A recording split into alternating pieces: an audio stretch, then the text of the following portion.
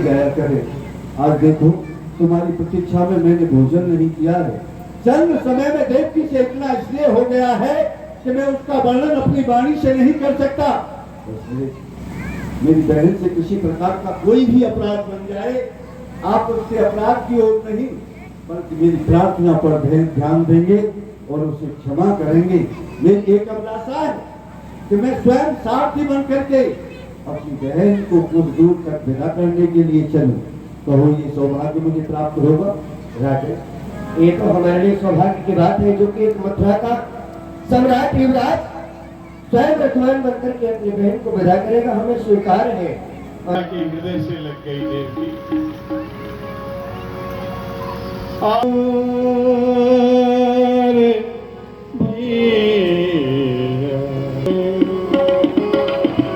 कर दो विदा आज तो प्यार से, या रही हो मैं तेरे घर द्वार से, घर द्वार से भैया कर दो विदा आज तो प्यार से भैया।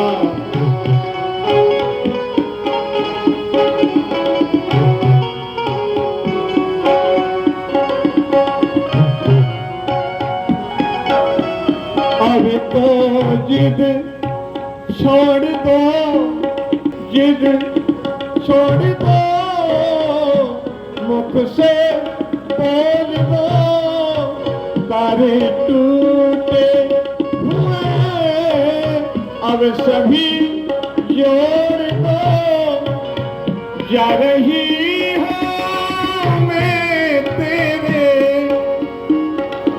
जा रही हूँ मैं तेरे संसार से,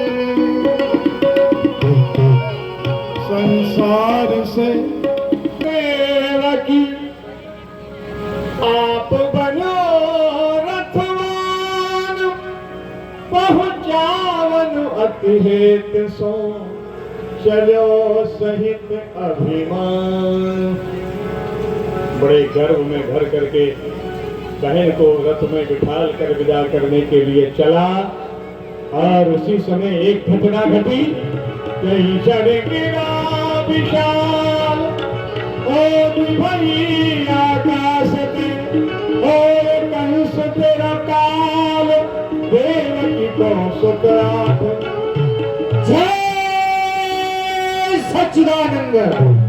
अरे कंस, तेरे अत्याचारों से ये पृथ्वी बुला रही है, उस नारायण को जगा रही है। ये शब्द कौन सुना रहा है? ये पृथ्वी नहीं, आकाश नहीं, ये पृथ्वी नहीं आकाश देखो, लोक से बतला रहा है। ये शब्द कौन सुना रहा है? जब ध्वंस करते मूक प्राणी ये होने लगी आकाशवाणी, यदि कोई समक्ष में आ रहा है, ये शब्द कौन सुना रहा है? अरे बोलने वाले कौन है तू?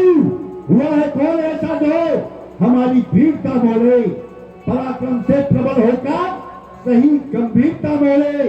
अरे उठा के फेंकू जो सामने पर्वत भी आ जाए, समुद्र भी खुश्क हो जाए, जो मेरा नाम सुन पाए। अरे बोलने वाले तेरा मतलब क्या है? आखिर तू क्या कहना चाहता है? कौन है तू?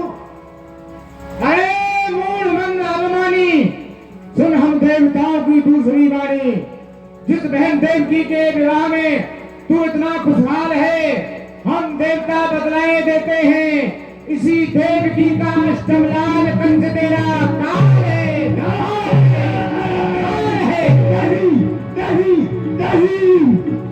रथ से नीचे उतरा, अंगारों की तरह दहकने लगे, आवेशित हो गया।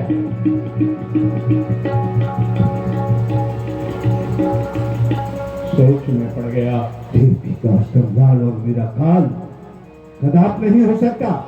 झूठ, ये सब झूठ। उस काल को तो मैंने बंदी बना रखा है।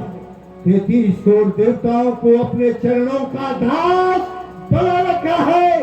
ये हिमालय और सागर, ये सब मेरी क्रीड़ा के निकेतन है।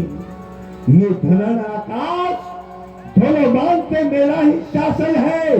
चरण भी धर नहीं सकता वो नारायण भी मेरे घर में, कि मेरे भैंसे वो भी सोता है सदा क्षीर सागर में।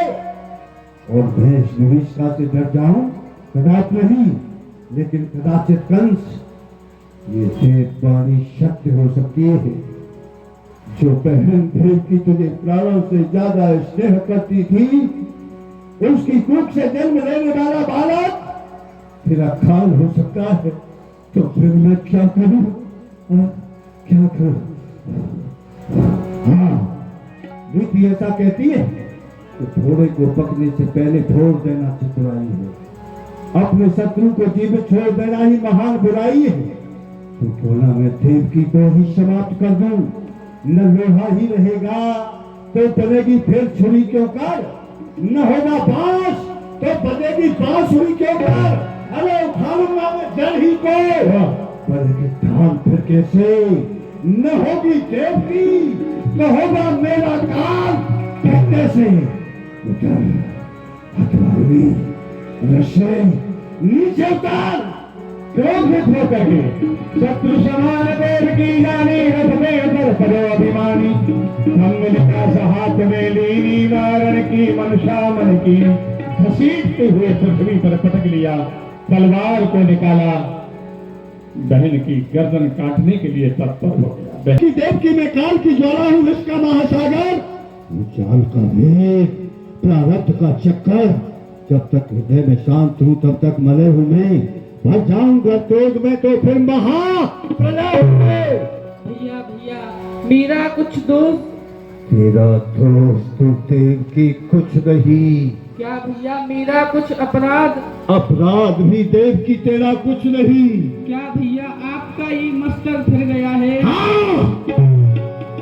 ये मेरा मस्तक फिर गया है, और ये मेरा फिरा हुआ मस्तक जब तक तेरे मस्तक के टुकड़े टुकड़े न कर देगा शांत नहीं हो सकता है। कुंठित हुई है इस समय मेरी सब शक्ति ज्ञान की, प्यासी है मेरी खंग ये अब तेरे रक्त पान की।